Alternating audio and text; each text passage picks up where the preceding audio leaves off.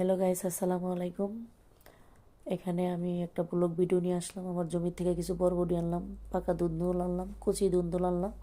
এখানে আনলাম হলো মেটে আলু আনলাম।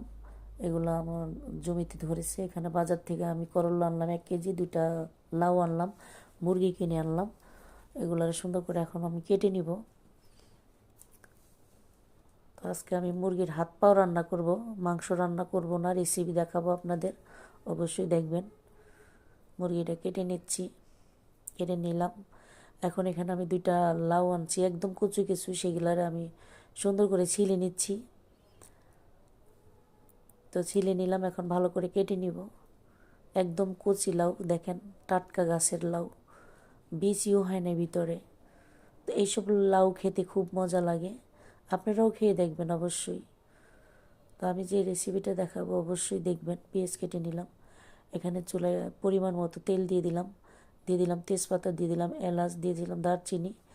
এখানে দিয়ে দিলাম হলো 1 কাপ পরিমাণ পেঁয়াজ, 2টা রসুনের কোষ, দিয়ে দিলাম জিরা, ভালো করে ভেজে নিচ্ছি। দিয়ে দিলাম লবণ, হলুদের গুঁড়া, সজের গুঁড়া, মরিচের গুঁড়া। 3-4 চামচ আমি হলো আদা রসুনের পেস্ট দিয়ে দিলাম। এখানে যেহেতু মুরগির ঠ্যাং পাখনা রান্না করব, চামড়া, এটাতে বেশি আদা রসুন লাগে। তো ভালো করে কষিয়ে নিলাম, দিয়ে দিব মুরগির ঠ্যাং মাথাগুলো, দিয়ে দিলাম, দিয়ে ভালো করে কষিয়ে নিব। এখানে লাউটা ধুয়ে রেখেছি, দেখিয়ে দিলাম। কিছুক্ষণ আরে কষিয়ে নিব, আরও ভালো করে কষিয়ে নিব।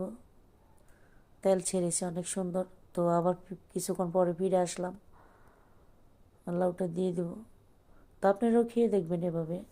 তো যারা আমার ইউটিউব থেকে দেখছেন, আমার ইউটিউব চ্যানেলের নাম নাজমা রান্নাঘর, সেখানে সাবস্ক্রাইব করে দিবেন, লাইক কমেন্ট করে দিবেন, আমার ভিডিওটা দেখবেন সবাই বেশি বেশি। তো আমার রেসিপিটা ভালো লাগলে অবশ্যই জানাবেন। তো আমি কষিয়ে নিচ্ছি, নাড়াচাড়া দিচ্ছি। কিছুক্ষণ পরে আবার ফিরে আসলাম, ঢাকনা দিয়ে রেখে দিব, ভালো করে কষিয়ে নেব। আজকে আমি তরকারিতে কোনো পানি অ্যাড করি নাই, কষানিতেই যা পানি দিয়েছিলাম সেই পানিতেই আজকে তরকারিটা রান্না করে নিব। তো পানি তো যথেষ্টই উঠেছে। এখানে দিয়ে দিলাম আমার নিজের হাতে বানানো মশলা, ওগুলো দিয়ে দিলাম। এটাতে শুধু মাংসতেই ব্যবহার করি। তো রেসিপিটা দেখেন কেমন হলো অবশ্যই জানাবেন, সাবস্ক্রাইব করে দিবেন, লাইক কমেন্ট শেয়ার করে দিবেন। আল্লাহ হাফেজ।